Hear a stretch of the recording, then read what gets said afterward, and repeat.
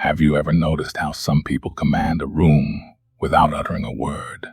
They don't plead, they don't protest, they simply withdraw, and the air shifts. Suddenly, others start questioning themselves. They chase, they wonder, they feel. Because when presence becomes absence, the balance of power changes. Now, imagine if you did the same. If you stopped reacting, stopped explaining.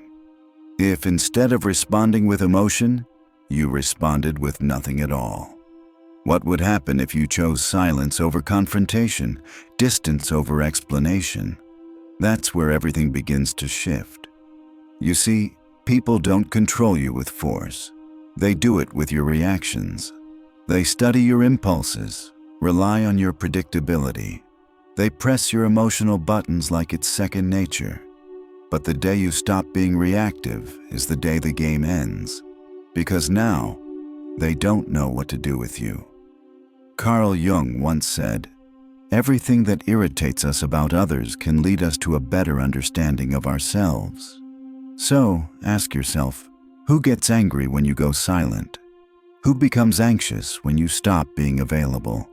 Who tries to provoke you just to hear the echo of your pain? It's not about them missing you, it's about them losing control. You've been conditioned since childhood to believe that love must be earned through availability. Say yes, be kind, reply fast, don't disappoint. But here's the truth no one told you. Constant availability is not love, it's submission, and it slowly robs you of your peace. Every forced yes, every instant reply, every emotional concession, it chips away at your soul. And at the end of the day, what are you left with? Exhaustion, resentment, a hollow ache you can't quite name, because you've been too emotionally available for people who wouldn't sit in silence with you for even a moment. This isn't about turning your back on the world. It's about turning your face toward yourself. It's about what Jung called individuation, the sacred process of becoming whole, of owning your energy. Silence is not weakness, it is strategy. It is mastery. It is the decision to stop bleeding energy into places that never poured anything back. Here's the paradox. The more available you are, the less value people assign to you. What's always present becomes invisible. What's always accessible becomes disposable.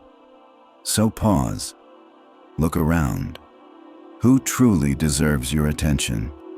More importantly, who deserves your absence? We don't realize how manipulated we are until we stop reacting. Every argument you engage in, every message you force yourself to answer, every explanation you offer when you owe none, you are being drained. Jung believed the psyche is a system of energy, and most of us, we're leaking. Reacting is not strength. Choosing when and how to act is. Because your silence, it unsettles people who relied on your noise. And then, something extraordinary happens. Your silence becomes a mirror. Suddenly, they are forced to face their own emptiness without your energy to fill the void. And they don't like what they see. So they blame you. They say you've changed. You've become cold, too distant. But no, you've simply stopped being useful. When you reclaim your energy, you disrupt their projections. You no longer fit into their narrative.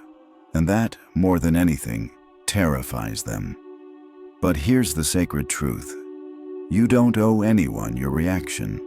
Not your time, not your validation, not even your presence. You owe yourself yourself. And yes, it will be uncomfortable. Yes, people will leave. Yes, you will be misunderstood. But for the first time, you'll finally be free. There is a silence that is not absence. It is amplified presence. You will feel it when you stop explaining. Stop chasing, stop needing. And in the space where the noise used to live, clarity enters. Peace enters. You enter. And then comes the solitude. Not loneliness, but the sacred solitude of a soul that no longer betrays itself just to be seen. You are not losing people. You are losing the illusion that you ever needed them to be whole. Let them go. Let the discomfort rise. Let your unavailability expose the truth. You were never theirs to drain. You are not here to be the emotional crutch, the silent savior, the predictable giver. You are here to become whole. And when you do, when you stand in your sacred stillness, you become rare. And rare is remembered, not for being available, but for being true. So now I ask you, are you ready to be misunderstood for the sake of your freedom? Are you willing to be alone, to finally belong to yourself? If so, say it. I choose my peace. Let the world adjust to your silence, because you are no longer available for anything that costs you your soul.